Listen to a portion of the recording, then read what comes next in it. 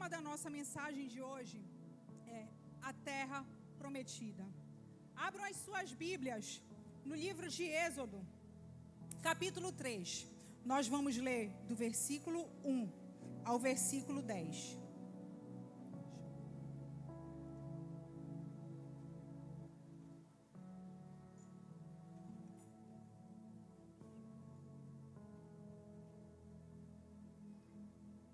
Já?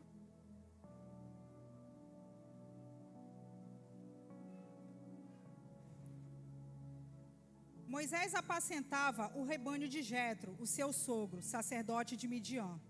E levando o rebanho para o lado oeste do deserto, chegou a Horebe, o monte de Deus. Ali o anjo do Senhor lhe apareceu numa chama de fogo, no meio de uma sarça. Moisés olhou, e eis que a sarça estava em chamas, mas não se consumia.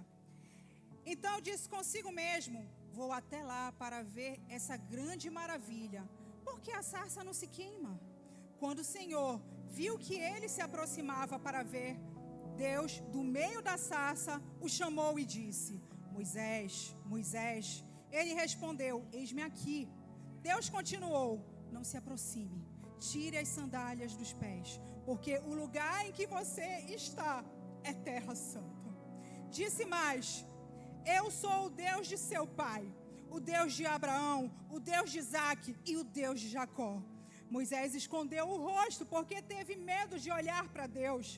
Então o Senhor continuou: certamente vi a aflição do meu povo que está no Egito e ouvi o seu clamor por causa dos seus feitores. Conheço o sofrimento do meu povo, por isso desci a fim de livrá-los das mãos dos egípcios e para fazê-lo sair daquela terra e levá-lo para uma terra boa e ampla, terra que mana leite e mel. O lugar do Cananeu, do Eteu, do Amorreu, do Ferizeu, do Eveu e do Jebuseu. Pois o clamor dos filhos de Israel chegou a mim. E também vejo a opressão com que os egípcios os estão oprimindo. Agora venha, e eu o enviarei a Faraó, para que você tire do Egito o meu povo, os filhos de Israel. Amém? Eu queria começar falando um pouquinho para vocês do significado da palavra promessa. A promessa é uma declaração em que se anuncia a outrem ou a si mesmo uma ação futura ou intenção de dar, cumprir, fazer ou dizer algo. A promessa é um compromisso. Essa promessa da qual nós falamos agora, ela não começa aqui. Ela começou muito antes, ali em Gênesis, do capítulo 12, dos versículos 1 a 7. No momento em que Deus chama Abrão, porque a sua identidade ainda não tinha sido transformada. Então Deus chama Abrão. E ele diz para ele: Abrão, saia da terra, da sua terra, do meio da sua parentela. E vá para uma terra que eu ainda vou te mostrar. Então Abrão pega a sua família, o seu sobrinho Ló, e ele segue. E quando ele chega em Canaã, o Senhor aparece a Abraão e lhe diz que aquela terra, que seria essa terra prometida, seria dada à sua descendência.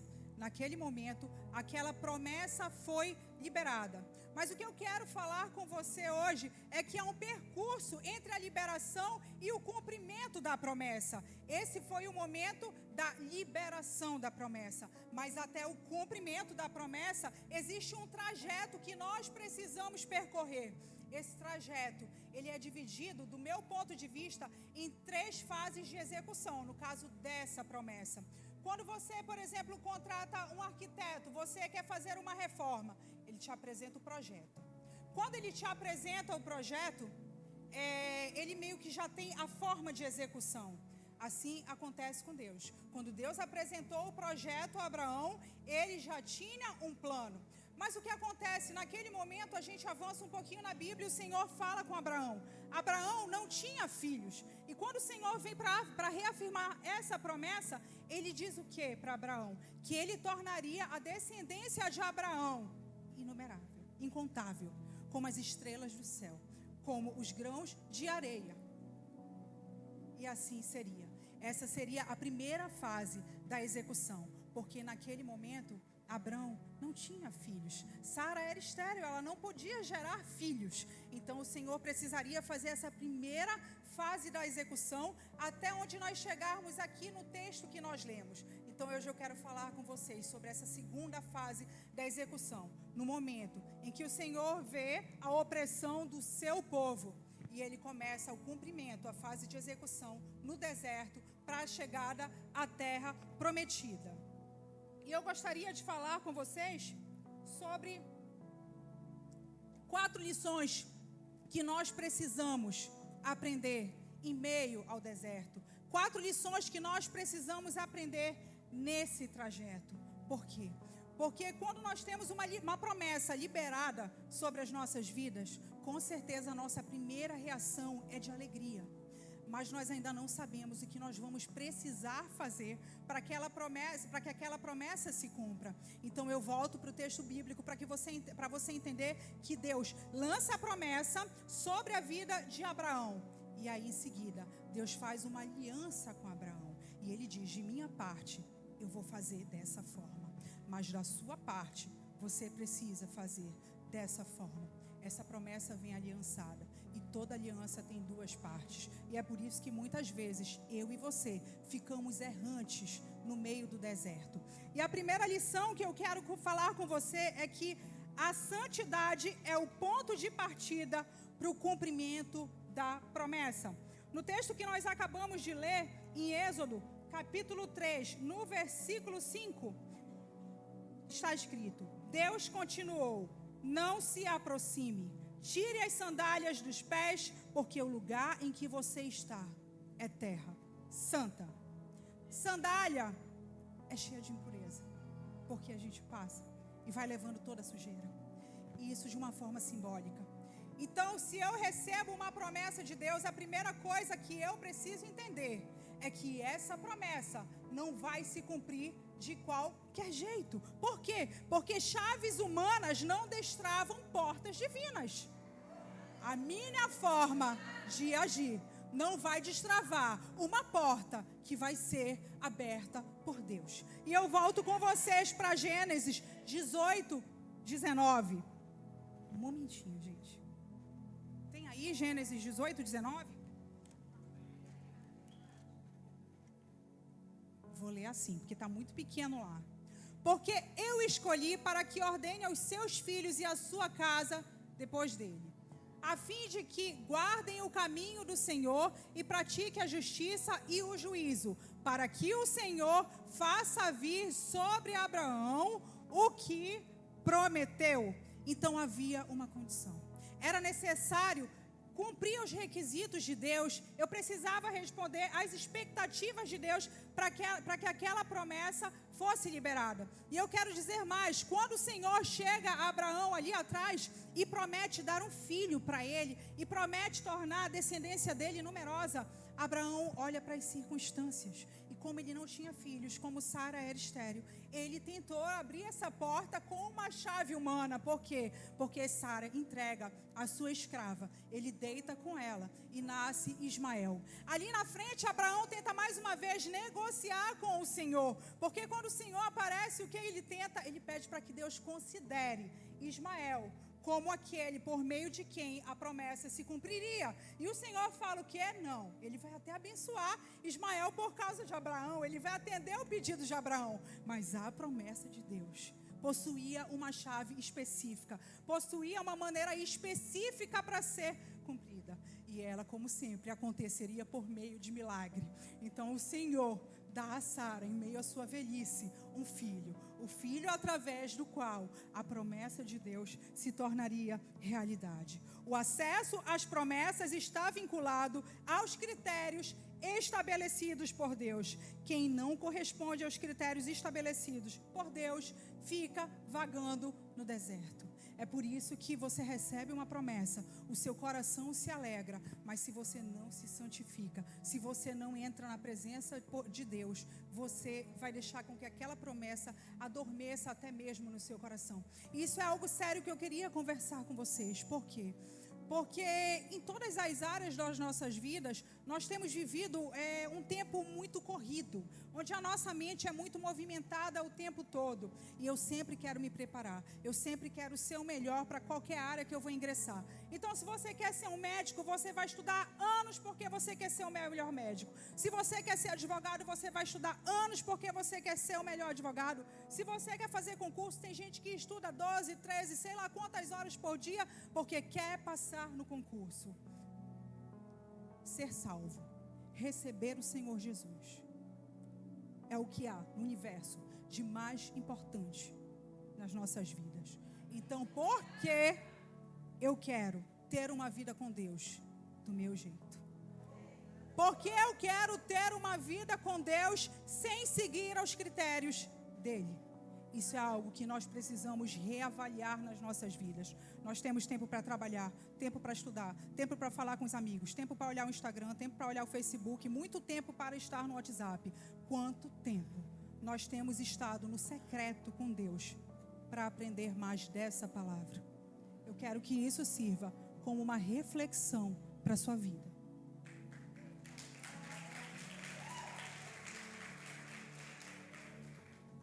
E a segunda lição que eu quero dividir com vocês é que focar na promessa previne a instabilidade emocional. O plano de execução da promessa já inclui o cuidado e a provisão de Deus até a linha de chegada. Quando o Senhor chama Moisés, ele já tinha um plano. Então ele diz para o Senhor, para Moisés chegar com as autoridades e falar que ele tiraria o povo do Egito. Nada, o Senhor não foi pego de surpresa. A Bíblia fala que o próprio Deus tornou o coração de Faraó obstinado. E Deus lançou 10 pragas. E Deus fez maravilhas. Deus fez milagres. Para que aquele povo pudesse entender quem estava ao lado dele. Não era qualquer um. Era o dono do universo. Era o grande eu sou. É isso que Deus tem feito nas nossas vidas. Mas o que acontece quando eu não aprendo a blindar a minha mente, quando eu não aprendo a focar, quando eu não vejo, eu olho para o lado e esqueço quem me prometeu, quem liberou a promessa, eu acabo desanimando. E qual é a estratégia do inimigo? Eu olho para o lado e eu começo a enxergar aquilo que eu não tenho. O que o povo de Israel tinha? A promessa. O que o povo de Israel tinha? Deus. Aquele que lançou 10 pragas, aquele que com mão poderosa queria tirá-los do Egito, aquele que por cuidado deles os guiou pelo caminho mais longo para que eles não vissem a guerra e não desanimassem o coração e quisessem retornar ao Egito. Aquele que abriu o mar, aquele que os guiava de dia com uma coluna de nuvem e de noite com uma coluna de fogo, mas eles enxergavam que estavam com sede, que queriam água. Eles enxergavam tudo aquilo que naquele momento eles não tinham para murmurar. E eu quero ler com vocês aqui um versículo que está em Êxodo 14.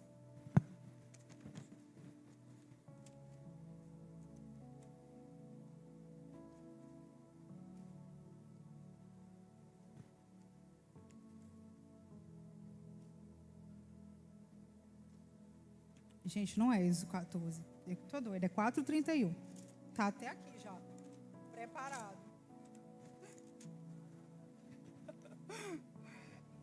Vem falar do tempo da liberação da promessa de Deus. E o povo creu.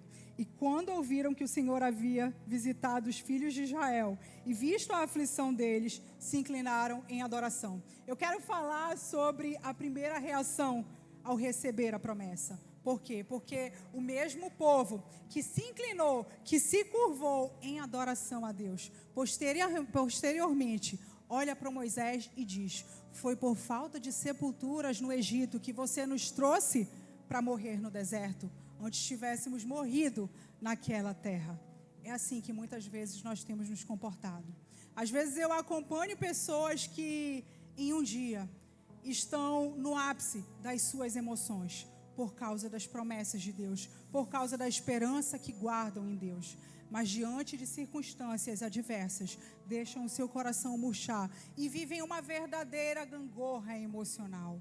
Eu quero dizer para vocês que o caminho da promessa, que o caminho do milagre, não é um caminho fácil. Mas se você focar, se você não olhar para os lados e entender que independente dos obstáculos, aquele que te conduz é o Todo-Poderoso, você vai descansar. Porque se o mar estiver na sua frente, ele vai abrir.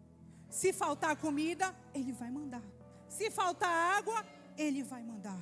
E você pode descansar seguro, porque ele já tem um plano de execução. Ele cuida da tua vida e ele vai te conduzir até a terra prometida. E a terceira lição que eu quero dividir com vocês é que a intimidade com Deus liberta a mente da escravidão. Tanto Moisés quanto o povo presenciaram os prodígios de Deus. Mas, diante das adversidades, eles tinham posturas completamente diferentes. Moisés se tornava cada vez mais íntimo de Deus. E toda vez que ele via um não, toda vez que ele via uma adversidade, ele não se portava como se o milagre não fosse acontecer. Ele não se portava como se aquele povo não fosse ser liberto, mas como uma oportunidade do Senhor mostrar a sua mão poderosa, os seus prodígios, as suas maravilhas, como uma oportunidade do nome do Senhor ser engrandecido. Em contrapartida, os israelitas, o povo de Israel, murmurava a todo tempo e só conseguia enxergar aquilo que não tinha. Em determinado momento, por medo de Deus, eles pedem que Moisés se comunique com Deus e traga o recado a eles. Ou seja, eles se tornavam cada vez mais distantes e Moisés se tornava cada vez mais íntimo de Deus, de forma que eu quero ler para vocês Deuteronômio 34, capítulo 10. Está aqui também, né? A Mai colocou.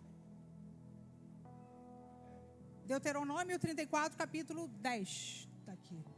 Nunca mais se levantou em Israel um profeta como Moisés, com quem o Senhor tratava face a face. Esse era o nível de intimidade que Moisés tinha com Deus. Mas no dia em que o Senhor chama Moisés do meio da sarça ardente, ele se aproxima para ver aquela maravilha por curiosidade, e aquele relacionamento foi construído. É isso que eu e você precisamos entender. Talvez hoje você não conheça o seu Deus, talvez hoje você não se prostre ao seu Deus, talvez hoje você não tenha intimidade com Ele. Mas se você esquecer um pouquinho o seu celular, subir um monte, se ajoelhar na presença do teu Deus, Ele vai se revelar. Você vai se tornar cada vez mais íntimo do teu Deus. E a última lição que eu quero dividir com vocês é que toda promessa possui um propósito.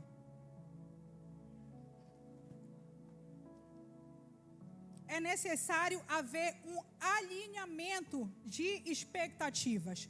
Qual seria a expectativa de Deus? A mesma, desde que a humanidade surgiu. Deus se relacionava ali com Adão, com Eva, no jardim. E Ele só queria que eles fossem separados. E aí a iniquidade do povo após o pecado foi aumentando sobremaneira. Mas havia ali um homem, Noé, que tinha o seu coração guardado, protegido. E aí Deus se relacionava. E por meio de Noé vinha o dilúvio. E Deus mais uma vez tenta separar, tenta recomeçar e separar um povo santo para Ele. E assim Deus vai fazendo, desde sempre. O que Ele quer é se relacionar. Desde sempre, o que Ele quer é se revelar a nós. Desde sempre, Ele quer uma nação santa, separada para Ele. Depois Ele envia o seu Filho para morrer em nosso lugar, para que nós possamos viver como seu Filho viveu aqui. E como nós temos correspondido a essa promessa. Faz toda a diferença para o cumprimento dos milagres, das promessas de Deus nas nossas vidas. Porque assim como a aliança da terra prometida, também a aliança que o Senhor faz, a nova aliança, através de Jesus Cristo, está disponível. Mas eu só acesso se eu quiser ser transformado. Você só vai acessar as promessas de Deus se você se permitir ser transformada. Enquanto Deus queria um povo santo, enquanto Deus queria relacionamento, os israelitas só queriam sair da escravidão e queriam fazer tudo da maneira deles. Por isso, pela falta de fé, por não observar detalhes, por não entender tudo que Deus havia feito, vinha fazendo por amor a eles, eles ficam errantes 40 anos no deserto. Esse foi o tempo da transformação, até que morreu toda aquela geração dos homens que entraram no deserto de 20 anos para cima, e uma nova geração surge para que a promessa pudesse se cumprir. Em Gênesis 18, 19, eu vou ler mais uma vez o que eu li. Pois eu o escolhi para que ordene aos seus filhos e aos seus descendentes que se conservem no caminho do Senhor, fazendo o que é justo e direito, para que o Senhor faça vir a Abrão o que prometeu. Para que o Senhor faça vir a Abrão o que prometeu. Você só pode acessar as promessas de Deus se você decidir ter uma vida com Ele. Você só vai acessar as promessas de Deus se você se permitir ser transformado. As promessas são liberadas porque o Senhor nos ama, mas é para a glória dEle. É completamente para Ele. Não tem nada a ver com a sua vida. Não tem nada a ver com a minha vida. Dele, por Ele, são todas as coisas. E eu quero concluir dizendo que a terra prometida é a promessa de um novo tempo. E um novo tempo é gerado através de transformação. A transformação dói. Ninguém quer passar por ela. E é por isso que muitas vezes a nossa mente fica na escravidão do passado. O Senhor quer te levar para um novo tempo. Eu não sei o que você vai precisar passar para que o Senhor venha despertar promessas na sua vida. Eu não sei que lições o Senhor quer te ensinar ao teu deserto. Eu não sei quantas noites talvez você vá chorar até que algumas promessas se cumpram. Mas eu sei que Ele não vai ser pego de surpresa. E que em cada choro, em cada dia difícil, em cada dor, em cada dificuldade, Ele vai abrir o mar para você passar. Ele vai mover céus e terra ao teu favor. Ele vai cuidar de você e vai enxugar cada lágrima. Eu quero finalizar lendo para vocês a chegada dos israelitas à terra prometida. Coloca aí em Josué, capítulo 3, dos versículos 14 a 17.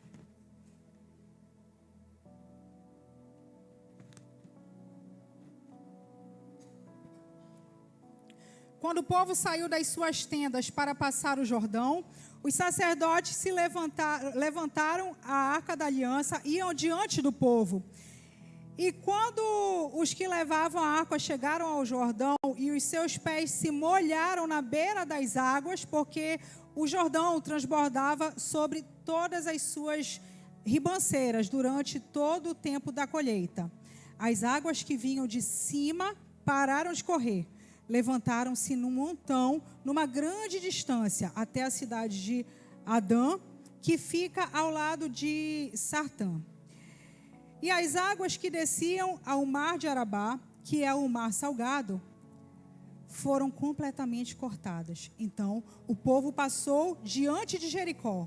Porém, os sacerdotes que levavam a arca da aliança do Senhor pararam firmes no meio do Jordão. E todo o Israel passou a pé enxuto, atravessando o Jordão. 40 anos depois, uma nova geração. E da mesma forma que o Senhor abriu o mar para que eles passassem, Ele abriu o mar para que eles também tocassem com os pés enxutos a terra prometida. É isso. É isso que o nosso Deus preparou para mim e para você. O tempo não apaga as promessas de Deus, mas Ele nos prepara para recebê-las. Quando os israelitas saíram do Egito, eles eram escravos. Eles estavam sendo oprimidos, a ponto que o Senhor ouvia o gemido deles. Mas quando eles pisam a terra prometida, eles eram guerreiros. O Senhor não só transformou guerreiros que ficaram no deserto, mas o Senhor, em meio ao deserto, levantou uma nova geração de guerreiros.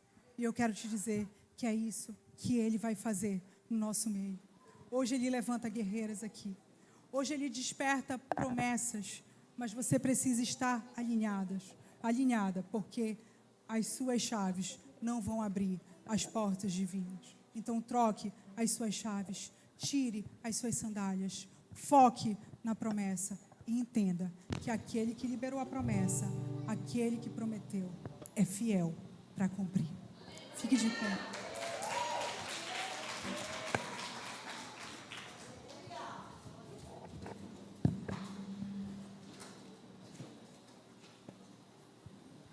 Nessa noite, eu gostaria de fazer diferente.